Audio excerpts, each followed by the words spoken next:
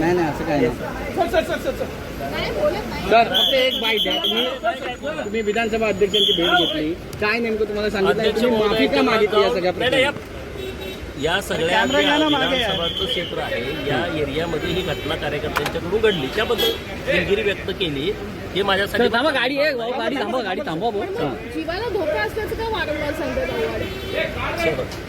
बोला तरी तुमचं मुश्किल हास्य आहे. अरे नाही भाऊ, त्याला काय बोलणार मी, काय बोलणार? प्रकरण मिटलं असं तुम्ही तुमच्या अरे मग आता काय झालं की मिटले काय नाही पण साहेब, या प्रकरणामध्ये तुमचा काही आरोप आहे का? माझं काय नाही आरोप. ते म्हणतात की कारण शिवीगाळ तर तुम्हाला पण करण्यात आली होती ना काल. हे मठात बूम खालती, त्यामुळे तुमचा काही आरोप नाही शिवीगाळ मला तुम्हाला नितीन देशमुख यांनी तुम्हाला देखील शिवीगाळ केली होती अशी माहिती आहे. हो, पण तो नितीन देशमुख कोण मी ओळखतच नाही. तर मी कशाला बघितलं, ते ठाण्याचे लोक मी करतात. तर आता जाऊ दे तो विषय. मी माझ्या पद्धतीनं तुमच्या मीडियाच्या समोर पण या विधानसभेच्या प्रांगणामध्ये जी घटना घडली त्याच्याबद्दलची भूमिका मांडलेली आहे. आता अध्यक्ष महोदयांच्याकडे पण जाऊन भूमिका मांडली. चलो, थँक्यू. थँक्यू.